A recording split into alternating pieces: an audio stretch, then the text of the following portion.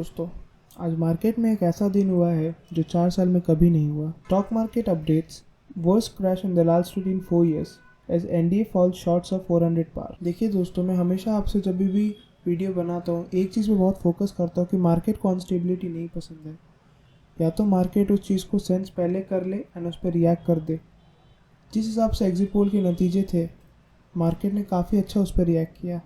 एक काफ़ी अच्छा गैप अप मिला एंड ऊपर 23,341 तक गया। एंड आज जब मार्केट सेंस करके बैठा था कि 400 पार एनडीए की गवर्नमेंट जाएगी, एंड आज के दिन हम रिजल्ट्स देख रहे 290 के पास में अटक गई है, तो चीज़ टैली नहीं हुई। एंड मार्केट ने नॉन टैली चीज़ को, अनसर्टिनिटी को, निफ्टी में 8.5% का आज एक करेक्शन, क्रैश, डाउनफॉल देते हुए बैंक निफ्टी में करीब करीब 9% का क्रैश डाउनसाइड हमें दिया है। आज करीब करीब दलाल स्ट्रीट इन्वेस्टर ने 46 लाख करोड़ रुपीज़ अपना गंवाया है। तो आज के केस से ये बात क्लियर हो जाती है कि कोई भी अनसर्टिनिटी वाला इवेंट आता है तो मार्केट उसका रिएक्शन काफ़ी तगड़ा देता है। एंड ये रिएक्शन आज सबसे ज़्यादा तगड़ा इसलिए था क्योंकि आज इलेक्शन रिजल्ट्स थे। जो गवर्नमेंट बनती है वो कंट्री के इकोनॉमी के पीछे काफ़ी अच्छा हाथ होता है। पहले की जो बीजेपी गवर्नमेंट थी वो फुल मेजॉरिटी गवर्नमेंट थी, तो वो अपने डिसीजंस काफ़ी बोल्डली ले सकती थी कि उसे जो अच्छा लगता था वो करती थी। डिफेंस, पीएसयूज़ सारी जगह निवेश करती थी, प्राइवेटाइजेशन करती थी, प्राइवेट कर देती थी कंपनियों को, तो उसको किसी से मंजूरी लेने की दरकार नहीं थी। काफ़ी बोल्ड गवर्नमेंट थी। एंड आज के नतीजे के बाद जब बीजेपी 240 में अटक चुकी है, हमें यहाँ पे एक अलायंस बनते हुए दिखाई देगी और वो अलायंस में हमेशा कहीं ना कहीं खींचातानी चलती रहेगी। तो इससे ये इंडिकेशन होता है कि गवर्नमेंट अलायंस की मार्केट कभी भी उसको पचाने में काफ़ी टाइम लगता है। तो दोस्तों, आज के वीडियो में मैं आपसे एक लॉन्गर टर्म व्यू पे बात करना चाहता हूँ कि अब इसके आगे हमें क्या करना चाहिए। जो हमारे लॉन्ग टर्म पोर्टफोलियो के स्टॉक्स है, क्या हमें उसे बेच देना चाहिए या फिर ये डिप को बाय कर लेना चाहिए। जो लॉन्ग टर्म पोर्टफोलियो का स्टॉक्स जो बिक्री करना था, हमें सेल आउट करना था, वो टाइम निकल चुका है। इतने बड़े सेल ऑफ के बाद अगर आप यहाँ से बिक्री करने जाओगे तो वो कुछ वाइजगिरी नहीं होगी।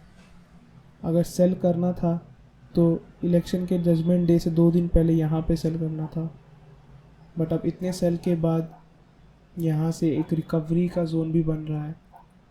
तो अब आगे हमें किन किन सेक्टर पे फोकस करना चाहिए, इस पर बात करते हैं। सो पहला सवाल हमारा क्लियर होता है कि लॉन्ग टर्म पोर्टफोलियो को क्या हमें बेचना चाहिए। तो अगर बेचना था तो टाइम पहले था, अब नहीं। यहाँ से अभी थोड़ी रिकवरी आ सकती है, तो एक अपसाइड के बाउंस अगर रिकवरी आती है तब आप सोच सकते हैं।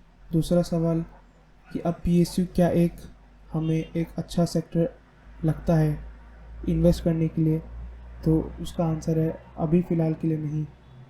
अगर मैं आपको हमारी लिस्ट दिखाऊं जहाँ पे हमने क्लियर कट बात करी थी कि अगर यहाँ से बीजेपी गवर्नमेंट नहीं आती है तो सबसे बड़ा इम्पैक्ट हमें जितने भी पीएसयू है उसमें आता हुआ दिखेगा। एंड अडानी के शेयर में काफ़ी ज़्यादा हमें दिक्कत आती दिखेगी।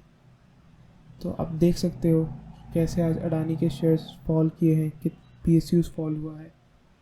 ये क्लियर हमने पहली वीडियोस में आपसे डिस्कस किया था। तो अब आगे हमें कौन सा सेक्टर ठीक लगता है। तो इससे पहले, आगे जाने से पहले, पिछला सवाल, क्या पीएसयू अभी एक अच्छा सेक्टर, अडानी के स्टॉक्स क्या अच्छे सेक्टर है। फ़िलहाल के लिए हमें ये ठीक नहीं लग रहा है। और मैं एक और बात बताना चाहूँगा कि ये कोई रिकमेंडेशन बाय सेल नहीं है। आप प्लीज़ अपने फाइनेंशियल एडवाइज़र से पहले कंसल्ट करिएगा। अब थर्ड सवाल कि अब हमें आगे क्या दिखता है। निफ्टी हमें कहाँ संभलता हुआ दिखता है। जो निफ्टी आज 200 डेमा पे यहाँ पे इसने एक सपोर्ट लिया है, यहाँ से ये बाउंस बैक किया है, नॉट सपोर्ट लिया है। तो ये लेवल एक लक्ष्मण रेखा लेवल है, क्लियरली एक लेवल। अगर यहाँ से मैं आपको बताना चाहूँ तो वो होगा 21139। ये लेवल के नीचे अगर निफ्टी जाता है, पहली बात तो अगर ये वाला बाउंस जो आया है कल के दिन, अगर ये सस्टेन कर ले, यहाँ पे कुछ खुल के ट्रेड करे एंड यहाँ पे एक बेस बनाए तो ये अच्छा सपोर्ट आएगा। कल के दिन अगर फिर एक डाउनफॉल, फिर एक हमें एक गैप डाउन के डाउनफॉल खुलता दिख रहा है तो पहले एक बार सपोर्ट हम यहाँ पे लेने की कोशिश करेंगे। एंड ये अगर टूटता है तो ये लेवल काफ़ी ज़्यादा नीचे की खुल जाएगी, जो कि डायरेक्टली हमें 20,300 से लेके 20,500 तक आते हुए दिख सकती है।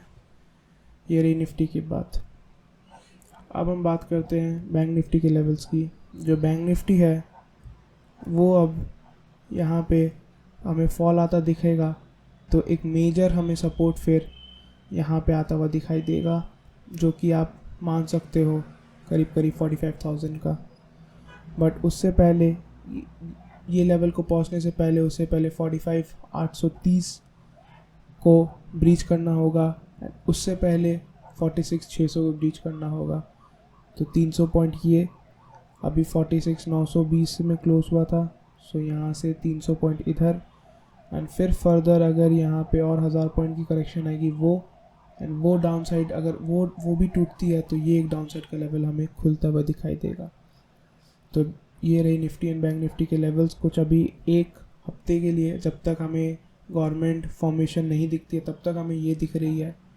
एंड अब हमें कौन से सेक्टर्स ठीक लग रहे हैं, तो दोस्तों हमें अभी उन चीज़ों पे फोकस करना चाहिए जो गवर्नमेंट चेंज से कभी इम्पैक्ट नहीं होते हैं।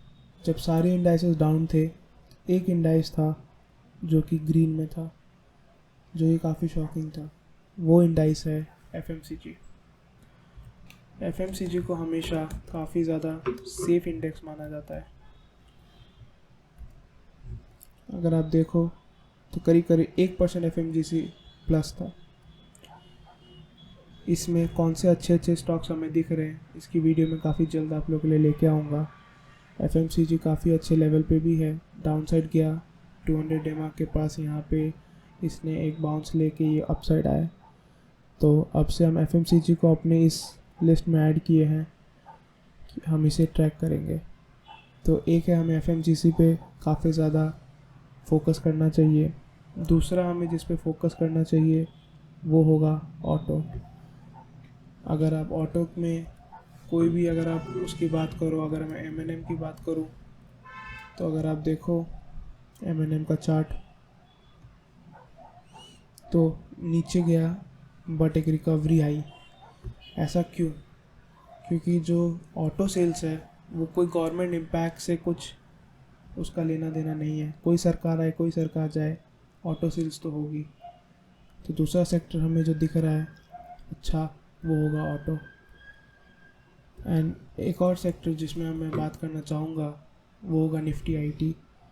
निफ्टी आईटी पे मैं हमेशा से आपको अपडेट देता आया हूँ एंड निफ्टी आईटी भी आज जो ये जजमेंट डे की लाइन पहले इसको हटा देते हैं। जो निफ्टी आईटी हमारा ये लेवल था एग्जैक्टली इधर से आके ऊपर गया है।